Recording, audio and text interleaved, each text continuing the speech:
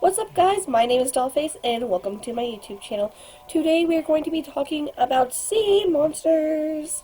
Okay, guys, so the first one that we are going to be talking about today is going to be mermaids. Yes, I know mermaids are not scary. I get it.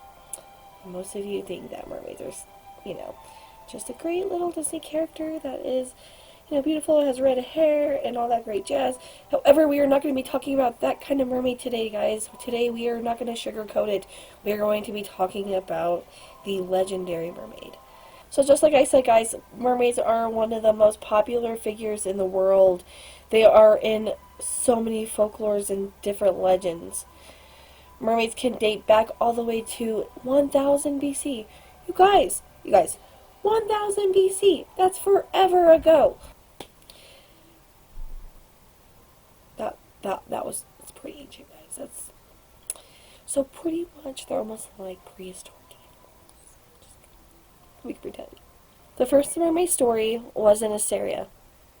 It is said that a goddess loved a mortal, which was not approved, so the mortal was then killed. The goddess had so much sorrow and guilt that she jumped into a lake and transformed herself into a fish-like creature, but the water did not take to her beauty. In some folklore, the mermaid is considered to be the water spirit. In others, it's also called the Lady of the Sea. Guys, enough of that beautiful Greek mythology. But, how about we get into how I think mermaids are actually so creepy. Mermaids have been associated with flooding, causing storms, shipwrecks, drowning people, and even hypnotizing them to do exactly what people want. So they're so pretty much they are just extremely malicious and very vindictive and possibly a little bit manipulative. I think maybe saying manipulative might be the right word. There is one thing that I did not know and I kind of wanted to share with you guys about it, is that the classical mermaid actually wasn't a fish at all. She was actually part bird and part female. So she was all bird, but it had like feathers and the whole bits, except for her head was just a female and had no feathers on it. And I just thought that was kind of crazy, because how do you get a fish with a bird? Like, someone help me.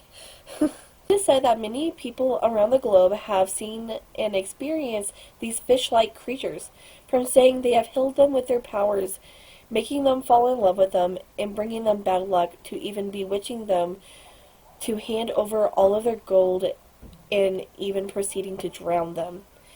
A lot of people have even believed that the manatees have been mistaken to be mermaids.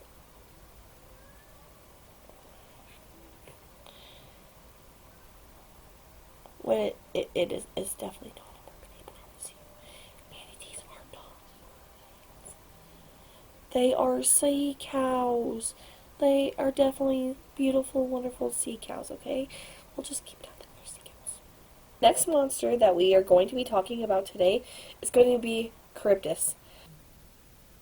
This crazy sea monster dates all the way back to Greek mythology and has many legends surrounding it. The first one says that she lives under a small rock in the sea, and on the other side of the sea lived another monster named Scylla, who lived under a much bigger rock. When the sailors would travel the opposite direction of one of the monsters, they would be confronted with the other in bloodshed. While Charybdis served Poseidon in his fight with her uncle Zeus, she helped him swallow lands and islands of water. Zeus was furious for what he had done and decided to curse her into shamefully monster creature with flippers for arms and legs and an unforgivable craving for the sea. Kind of like the other myth, but Charybdis would drink the water from the sea 3 times a day to quench her thirst, causing whirlpools to suck everything in around her, spitting it back up later.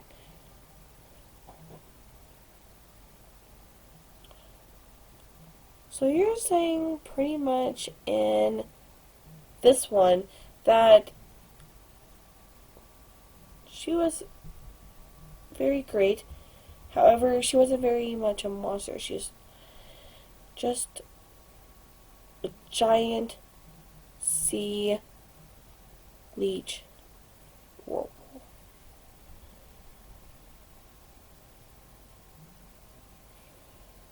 So pretty much she's just a whirlpool. Nothing special, she's just a giant 75-foot whirlpool that just sucked up everything in her path, and she was vicious, and it was oh so great. Alright guys, so the last one that we are going to be talking about today is going to be the Kraken. No, I am super excited about this, not only because I'm going to be taking this shot with it, because oh wait, hold on. Not only because I'm going to be taking this shot with it, but because, I really do love sea creatures. And anyways, shall we get started? I need to roll it down. Hold on. Kraken is a sea monster myth dating all the way back to the 13th century and is started as a Scandinavian folklore, later being a Nordic folklore. It is said that it likes to dwell in the coastal parts of Norway, into Iceland, and even as far as Greenland.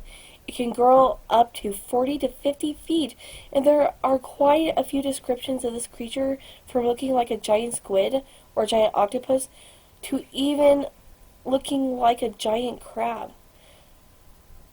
Much known for the sailor superstition and the legends, they say that the Kraken can sink ships and devour all that's on board, leaving no one alive.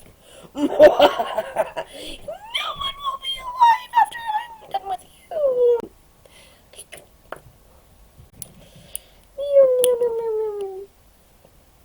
Okay. I told myself I was going to do this on cam. I know how great of an idea this was, guys, but we are going to pretend that it was a great idea, and I'm just gonna flip and do it. See that, Grandma? I didn't cuss this time. I said I'm gonna flip and do it.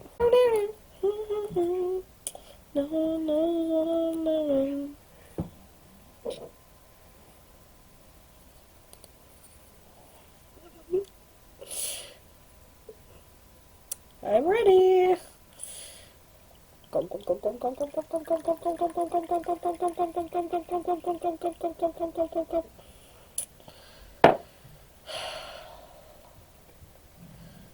Cheers, mate.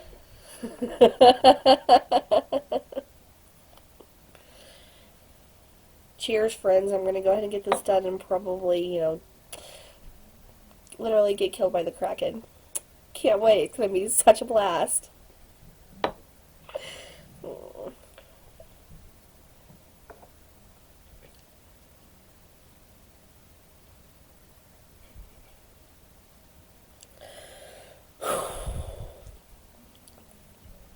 So that just happened.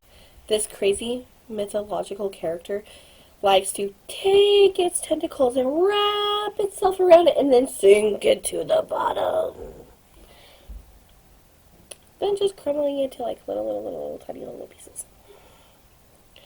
If he doesn't succeed in sinking the ship completely that way, he would circle the boat and cause a whirlpool, dragging the remainder of the ship into the sea. Some even say that the brave sailors would attempt to go out and find the Kraken because it would bring large schools of fish along with it. Another one is that when the Kraken ascended from the dark depths of the ocean, it would bring up fish, leaving the fish falling from its back.